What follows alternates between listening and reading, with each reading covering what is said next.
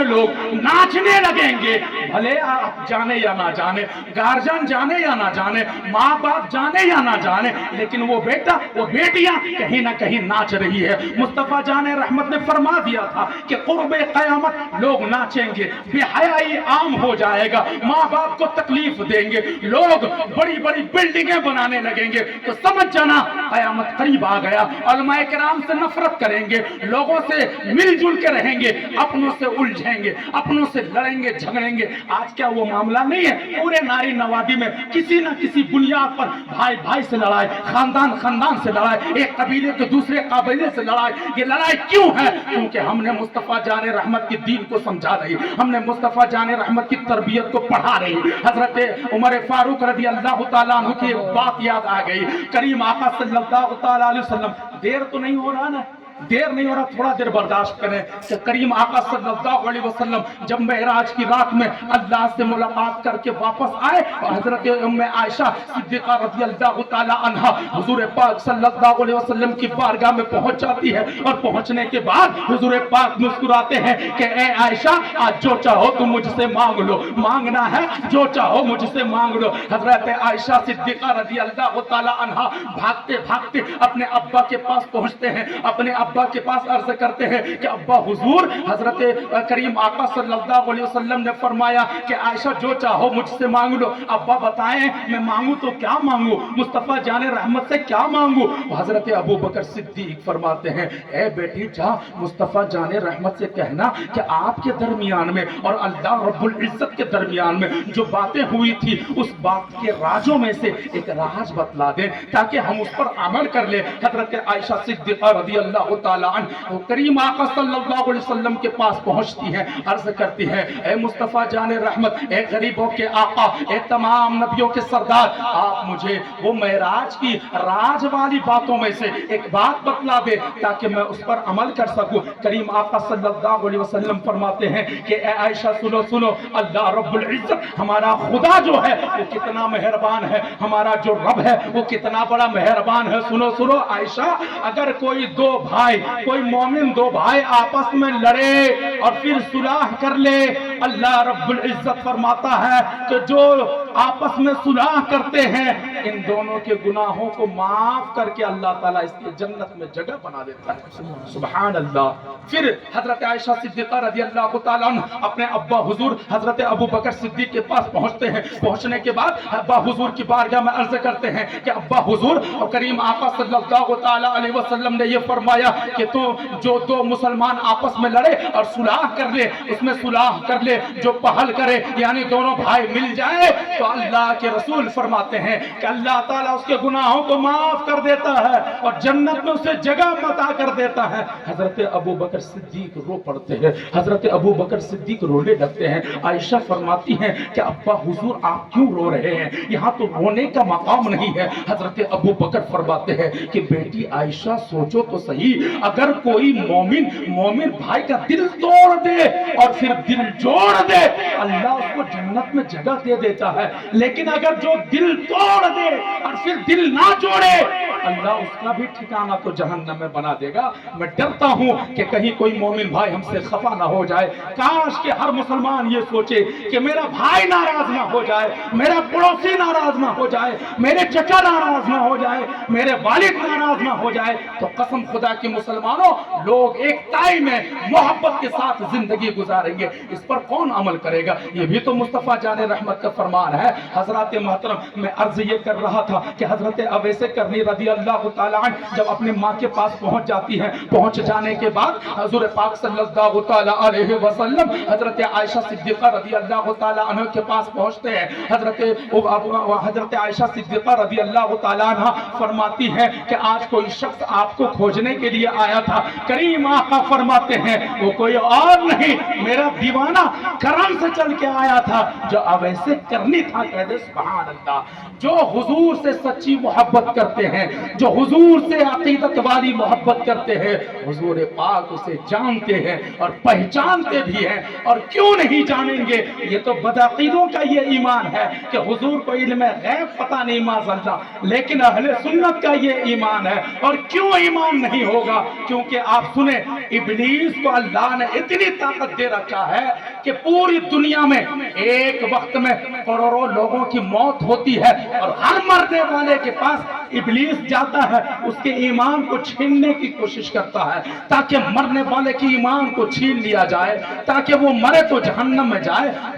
قربان جاؤ لوگوں، ایک مردود جسے اللہ نے مردود بنا دیا ایک وقت میں کروڑوں جگہ جا سکتا ہے، تو بھلا جسے اللہ نے محبوب بنا رکھا ہے، اللہ نے جسے محبوب بنایا ہے، وہ کیوں نہیں خربوں لوگوں کے پاس ایک ہی وقت میں جائے؟ یہ محبوب کی شان ہے، اور جائیں گے ہی۔ تو جو لوگ مردود کو فالو کرتے ہیں وہ لوگ تو اس کو حقیقت میں اعلیٰ مانیں گے، اور جو لوگ اپنے محبوب کو مانتے ہیں وہ محبوب رسول کو غیب کی خبر جاننے والا بھی جانیں گے، کیونکہ اللہ نے جو کچھ بھی اسے عطا کیا ہے وہ سب کچھ تمام دنیا والوں سے افضل و اعلیٰ ہے۔ حضرت محترم حضور پاک صلی اللہ تعالیٰ علیہ وسلم نے حضرت اویس کرنی کے لیے ایک جبہ بھیجا حضرت علی کے ہاتھ میں اور حضرت ابو بکر صدیق کے ہاتھ میں کہ جاؤ حضرت اویس کرنی کو دے دینا اور کہنا کہ یہ جبے کو قبول فرما لے، اور پھر میرے تمام امتیوں کے لیے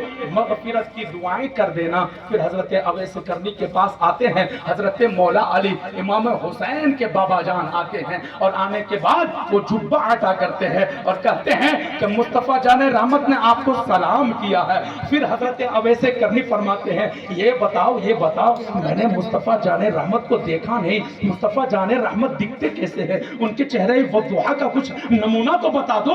حضرت ابو بکر صدیق حضرت علی فرماتے ہیں کہ میرے مصطفیٰ جان رحمت کی 14ویں چاند سے بھی زیادہ چمکتے ہیں، کبھی یہ ضرورت نہیں ہوئی کہ نگاہوں سے نگاہیں ملا کر کے دیکھیں، اسی لیے میں چہرے وضحا کی بیان نہیں کر سکتا۔ حضرت اویس کرنی فرماتے ہیں سن، میں چہرے مصطفیٰ کو بیان کرتا ہوں، ہر رات میں مصطفیٰ جان رحمت کو خواب میں دیکھتا ہوں، اسی لیے کہتے ہیں لوگوں حقیقت مانو میں عشق مصطفیٰ کو اپنے دلوں میں ڈال لو، وہ دن دور نہیں کہ خواب میں مصطفیٰ جان رحمت کی زیارت نصیب ہوگی۔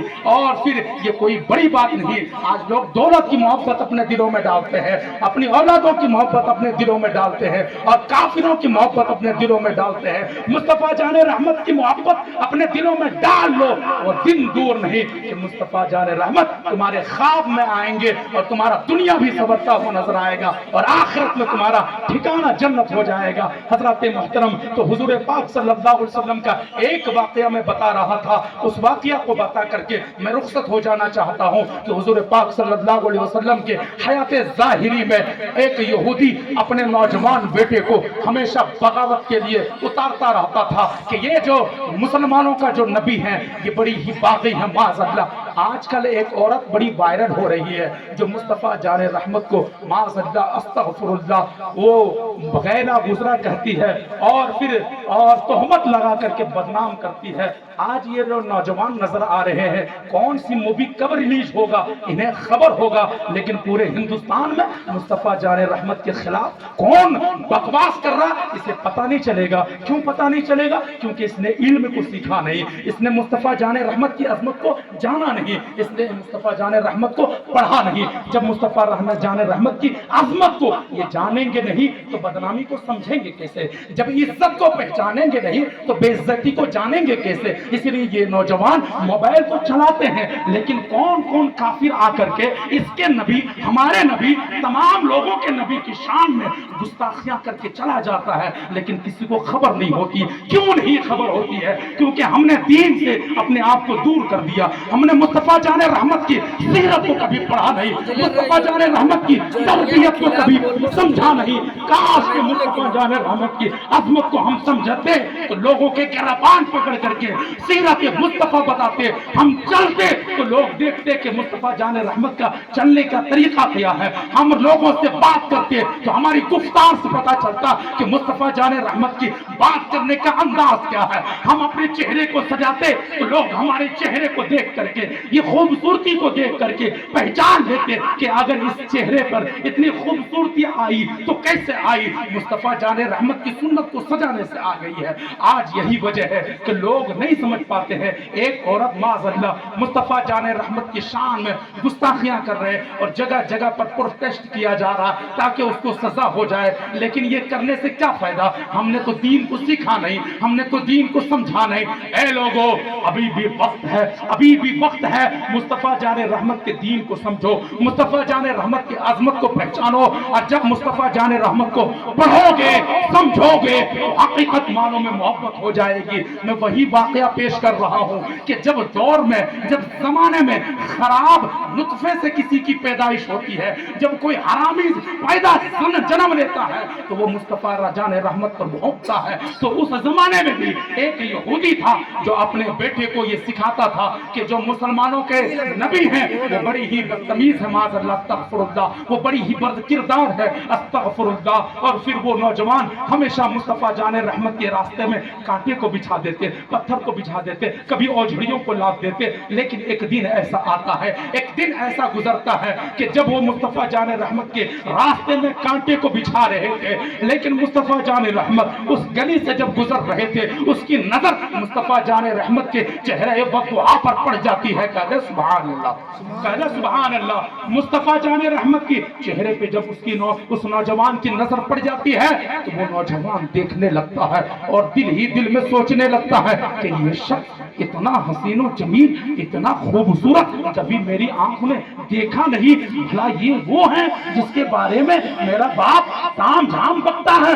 آخر یہ ہو نہیں سکتا۔ اب وہ مصطفیٰ جان رحمت کے پیچھے پیچھے گھومنے لگتا ہے، مصطفیٰ جان رحمت کے ارد گرد گھومنے لگتا ہے، ٹہلنے لگتا ہے۔ ایک دن ایسا ہوتا ہے کہ اس کے دل میں ایک جنگ شروع ہو جاتی ہے، اس کے دل میں ایک لڑائی شروع ہو جاتی ہے کہ میرا باپ جو اس کے بارے میں گستاخی کر رہا ہے وہ صحیح ہے یا میں جو دیکھ رہا ہوں وہ صحیح ہے؟ اب دونوں میں مقابلہ ہونے لگتا ہے۔ یہ جنگ میں آخرکار یہ نوجوان جیت جاتا ہے اور اس کے دل میں مصطفیٰ جان رحمت کی محبت غالب آ جاتی ہے۔ اب یہ دن بھی ایسا ہو جاتا ہے کہ بغیر مصطفیٰ جان رحمت کے دیدار کے یہ نوجوان رہ نہیں پاتا۔ اب دیدار مصطفیٰ جب تک مل نہیں جاتی تب تک یہ بے قرار ہو کر کے گلیوں میں ٹہلتے رہتا ہے۔ یہ محبت ہے، یہ عشق نبی ہے، یہ الفت محبت نبی ہے۔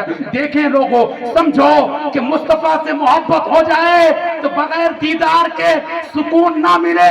ابو بکر کو جب محبت ہو گئی تو رات کے تاریکی میں اٹھ کر کے دربار مصطفیٰ پر جا کر کے اپنے سر انور کو رکھ کر کے بیٹھ جاتے تھے کہ کہیں ایسا نہ ہو کہ میں اپنے گھر میں سو جاؤں اور ادھر مصطفیٰ جان رحمت مجھے یاد کر لے۔ کہہ دے سبحان اللہ۔ تو اس غرض سے وہ مصطفیٰ جان رحمت کے دربار پر بیٹھے رہتے ہیں۔ محبت کا یہ معاملہ ہے کہ جب غار ثور میں جب حضرت ابو بکر صدیق اور مصطفیٰ جان رحمت تشریف لے جاتے ہیں تو سارے سوراخوں کو بند کر دیا جاتا ہے۔ ایک سوراخ میں حضرت ابو بکر صدیق اپنی ایڑی کو رکھ دیتے ہیں۔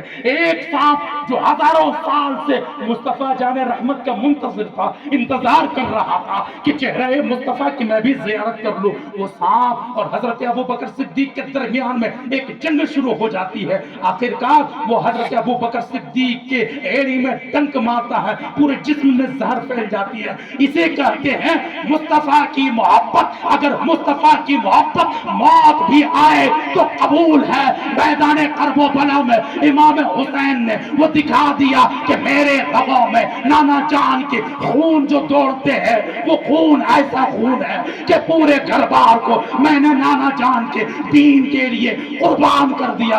اے لوگو، تم بھی نماز قائم رکھنا، تم بھی نماز قائم رکھنا، کبھی بھی نماز سے خدا ہی نہ کرنا۔ اولاد کٹے تو کٹ جانے دینا، گھر بار لٹے تو لٹ جانے دینا، لیکن کبھی نماز کو نہ چھوڑنا۔ کیا آج ہم نماز کو اتنے پابندی سے ادا کرتے؟ ہمیں تو سنت کا پتہ نہیں، ہم کو تو غسل کی فرضیت پتہ نہیں، ہم کو تو وضو کی فرضیت پتہ نہیں، الحمدللہ کے ہاتھ سے ہم واقف نہیں، تو ہماری نماز کیا نماز رہ جائے گی؟ قربان جاؤ عشق کرنے والوں کو۔ آج جو نوجوان کہتے ہیں کہ ہم مصطفیٰ جان رحمت سے محبت کرتے ہیں، ہم مسلمان نوجوان ہیں، ہم علی حیدر کے چاہنے والے ہیں، اور ڈنکا پیٹتے ہیں اور ناچتے ہیں اور داڑھی مونڈ کر کے گھومتے ہیں، اپنے ماں باپ کو تکلیف دیتے ہیں، میں ان سے سوال کرتا ہوں کیا تمہارے دل میں یہ محبت آئی کہ نماز چھوٹ گئی تو آنکھوں سے آنسو روا ہو گیا ہو؟ علی نے جب ایک وقت کی نماز کو چھوڑا، مصطفیٰ جان رحمت کے سر کو اپنے جانب اقدس پر رکھ کر کے، یعنی مصطفیٰ جان رحمت خود علی کے جانب اقدس پر آرام فرما رہے، اور ایک وقت کی نماز چھوٹ گئی تو آنکھوں میں آنسو جاری ہو گئے۔ ہم علی کا نعرہ لگاتے ہیں کہ ہم علی کا نعرہ لگاتے ہیں کہ علی کا دامن نہیں چھوڑیں گے۔ علی کے کردار کو کیوں چھوڑ دیا؟ علی کے کیریکٹر کو کیوں چھوڑ دیا؟ علی کے عشق کو کیوں چھوڑ دیا؟ علی کے نماز کو کیوں چھوڑ دیا؟ حسین کے نماز کو کیوں چھوڑ دیا؟ حسین کو نہیں چھوڑیں گے، غوث کا دامن نہیں چھوڑیں گے، غوث کے کردار کو کیوں چھوڑ دیے؟ خواجہ غریب نواز کا دامن نہیں چھوڑیں گے، خواجہ غریب نواز کی سیرت کو کیوں چھوڑ دیے؟ لوگوں فیصلہ کرو۔ لوگ آج اتنا بے وقوف نہیں ہے کہ تم کہو گے کہ ہم عاشق رسول ہیں، لوگ مان جائیں گے۔ جو عاشق رسول ہوتے ہیں ان کے چہرے کی رنگت سے پتہ چل جاتا ہے کہ اس کے چہرے پہ مصطفیٰ کی عشق جھلکتا ہے، اس کے کردار سے مصطفیٰ کے کردار نظر آتا ہے۔ لوگوں سنو کہ جب مصطفیٰ جان رحمت سے محبت ہو جاتی ہے تو وہ نوجوان تڑپتا ہے، اور اس طرح تڑپتا ہے کہ تڑپ تڑپ کر بیمار ہو جاتا ہے، اور بیماری کے عالم میں اپنے بسترے تک پہنچ جاتا ہے۔ ایک کافر جو ایک یہودی کے گھر میں پیدا ہوا، جو مسلمان اب تک ہے نہیں، لیکن مصطفیٰ سے محبت ہو گئی تو طرف ایسی کہ نیند نہ آئے، طرف ایسی کہ کھانا نہ کھائے، طرف ایسی کہ ماں باپ کو نہ دیکھے، بلکہ ہر رات مصطفیٰ مصطفیٰ کہے، اور آخرکار ایک وقت یہ آتا ہے کہ اس کے جسم سے جان نکلنے والی ہوتی ہے۔ اس کا باپ اس کے سرہانے بیٹھ کر کے پوچھتا ہے کہ اے بیٹا بتاؤ، تمہارا موت کا وقت قریب آ گیا، کوئی آخری تمنا ہے تو بتاؤ، تمہارے آخری خواہش کو میں پورا کر دوں۔ وہ ڈرا سہما نوجوان سوچتا ہے کہ جو دن رات مصطفیٰ جان رحمت کی بغاوت کرتا، بھلا وہ میرے مصطفیٰ جان رحمت سے کیسے ملوائے گا؟ لیکن آخرکار وہ باپ ہے جو وعدہ کرتا ہے کہ بیٹا اگر پورے خاندان والوں سے لڑنا پڑے تو میں لڑ جاؤں گا، لیکن تمہاری آخری خواہش کیا ہے بتاؤ، میں پوری کروں گا۔ وہ باپ کے جو بیٹے ہوتے ہیں وہ کہتے ہیں کہ ابا میرا ایک خواہش یہ ہے، آپ مدینے کے گلیوں میں جائیں اور مصطفیٰ جان رحمت کو بلا کر کے لے آئے۔ کہہ دے سبحان اللہ۔ نوجوان عشق مصطفیٰ میں مرنے والا ہے، باپ کی بغاوت کو نہیں دیکھتا اور کہتا ہے کہ مصطفیٰ جان رحمت کو بلا کر کے لے آئے۔ صرف ایک مرتبہ اگر میں ان کے چہرے وہاں کو دیکھ لیا تو میرے دل کو سکون مل جائے گا۔ اب وہ نوجوان، اس کے باپ، جو باپ اپنے بیٹے سے اتنا محبت کرتا ہو، وہ باپ مدینے کے گلیوں میں چلتا ہے اور تلاش کرنے لگتا ہے۔ مصطفیٰ جان رحمت کے دربار میں پہنچتا ہے، اور پہنچنے کے بعد مصطفیٰ جان رحمت کی بارگاہ میں عرض کرتا ہے کہ اے کریم آقا صلی اللہ علیہ وسلم، آپ کا ایک دیوانہ ہے، جو میں تو کافر ہوں، میں تو یہودی ہوں، لیکن میرا بیٹا آپ کا دیوانہ ہو چکا ہے۔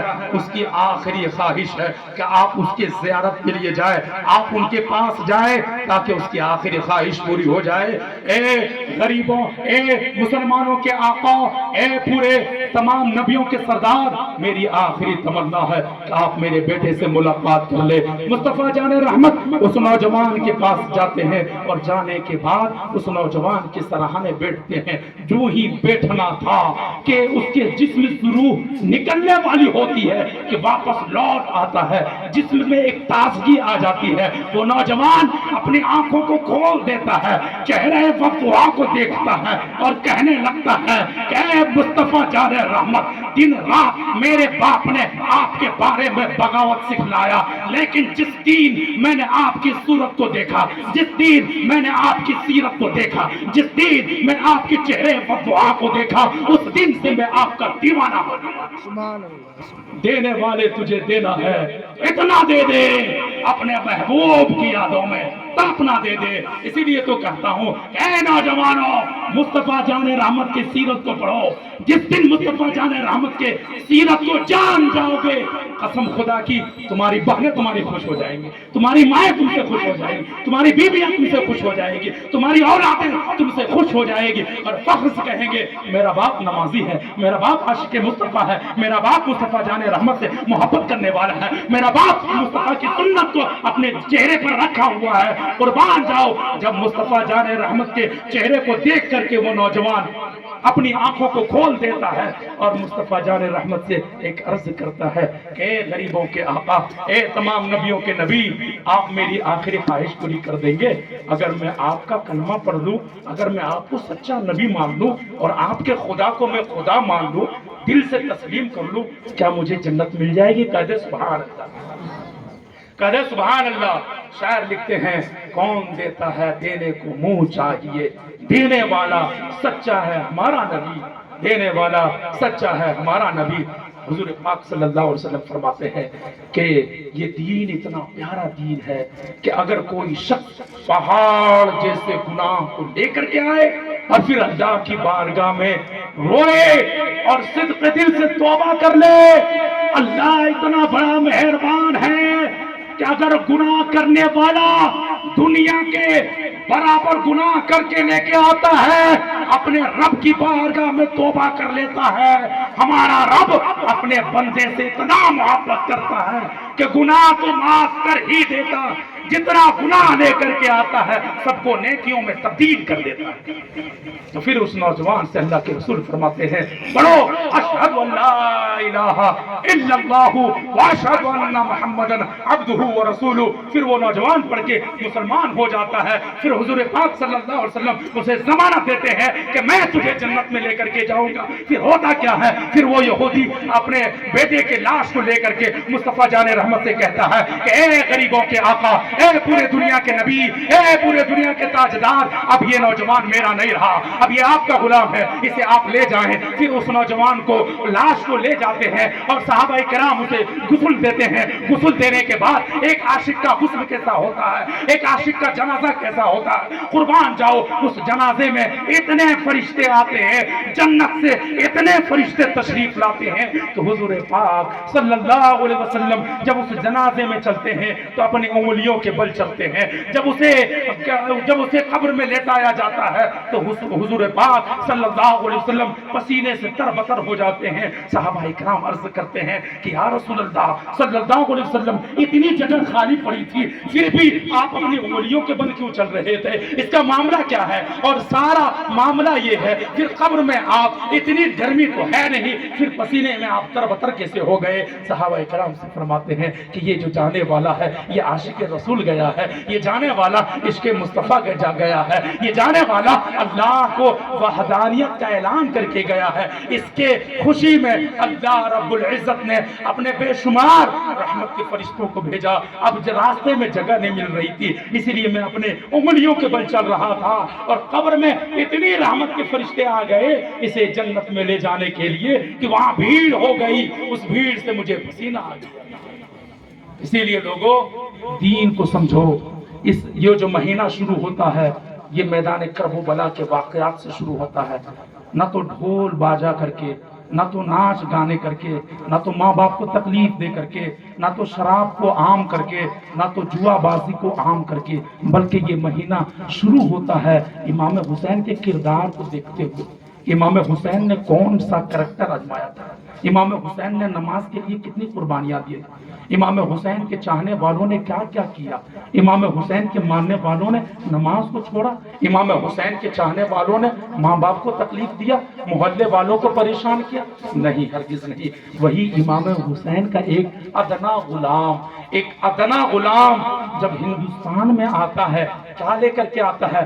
बम लेकर के आता है? नहीं। क्या लेके आता है? तौप लेकर के आता है? नहीं। मुस्तफा जाने रहमत के किरदार को लेके आता है। एक अदना गुलाम हिंदुस्तान में जब आए, करे तन्हा मुस्तफा जाने रहमत के किरदार को लेकर के, इमाम हुसैन के मोहब्बत को लेकर के जब हिंदुस्तान में एक अदना गुलाम आए, पूरे हिंदुस्तान والوں کو مسلمان بنا کر کے اور پورے ہندوستان کا راجا بنتے ہوئے خواجہ غریب نواز چمکتے ہوئے.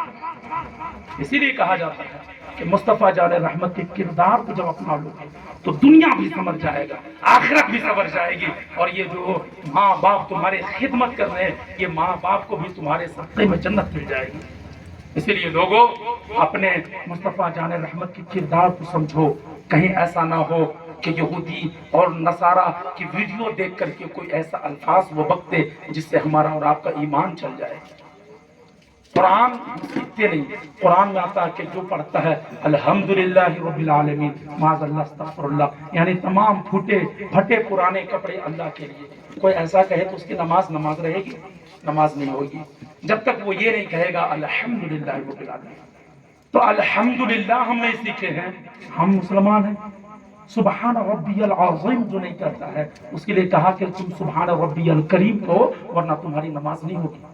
اب جو سبحان ربی العظیم کہہ دیتا ہے اس کی نماز ہوگی. اسی لیے لوگوں حدیث پاک میں آتا ہے طلب العلم فریضۃ علی کل مسلم و مسلمہ، ہر مرد عورت پر علم دین حاصل کرنا فرض ہے. یہاں سے ایک پیغام لے کر کے جائیں کہ ہمیں اپنے ماں باپ کا خیال رکھنا ہے، ہمیں اپنے رشتہ داروں کا خیال رکھنا ہے، ہمیں اپنے آخرت کی فکر کرنی ہے، ہمیں مصطفیٰ جان رحمت کے سچے پکے معنوں میں عاشق رسول بن کر کے دنیا سے چلا جانا ہے. دنیا کی زندگی فانی ہے. کل ہم اور آپ بچپنے کی زندگی گزار رہے تھے، آج جوانی کی زندگی گزار رہے ہیں. کل ہو سکتا ہے کہ بڑھاپا دیکھے بھی نہیں اور دنیا سے گزر جائے. اور جو بڑھاپے کو پہنچ گئے اس کے لیے یہ ہے کہ جوانی گزار لیے ہیں، بچپنے گزار لیے ہیں. اس بڑھاپے کے عالم میں اپنے رب کو منا لیں، اپنے آخرت کو سنوار لیں، اپنے رب کو منا کر کے اپنا ٹھکانہ جنت کر لیں، کیونکہ وہی زندگی ہمیشگی والی ہے. بولنے یا سننے میں کسی طرح کی غلطیاں ہو گئی ہو سب مل کے پڑھیں، ایک بار دل سے خلوص کے ساتھ توبہ کریں. استغفر اللہ ربی من کل ذنب واتوب الیہ، لا الہ الا اللہ محمد رسول اللہ صلی اللہ تعالی علیہ وسلم. اس محفل کو جس نے بھی سجایا، اس محفل میں جتنے لوگ نے سنا، اگر اس میں سے کوئی ایک نوجوان نے یہ ارادہ بنا لیا کہ ہم گناہ کو چھوڑ دیں گے، ہم نماز کو قائم کریں گے، کسی ایک نے ارادہ بنا لیا، قسم خدا کے مسلمانوں، میں اللہ کی قسم کھا کے کہتا ہوں کہ جتنے لوگ بیٹھے ہیں سب کا بیٹھنا کامیاب ہو جائے. کوئی ایک اگر ارادہ کر لیا کہ مجھے آخرت کی فکر کرنی ہے، مجھے مصطفیٰ جان رحمت کے دین پر عمل کرنا ہے، کوئی ایک نے ارادہ کر لیا تو اس محفل کو سجانا، یہاں بیٹھنا سب کامیاب ہے. شاعر لکھتے ہیں کہ دینے والے تجھے دینا ہے، اتنا دے دے اتنا دے دے، اپنے محبوب کی یادوں میں تڑپنا دے دے. پرفتن دور ہے، ایمان کو بچانا یا رب، مجھ کو بھی اسلاف کے جیسا ہی عقیدہ دے دے، مجھ کو بھی بزرگان دین جیسا دین دے دے، مجھ کو بھی امام حسین جیسی محبت دے دے، مجھ کو بھی میدان کرب و بلا میں شہید ہونے والے شہداء کا صدقہ دے دے. وما علینا الا البلاغ. السلام علیکم ورحمۃ اللہ وبرکاتہ.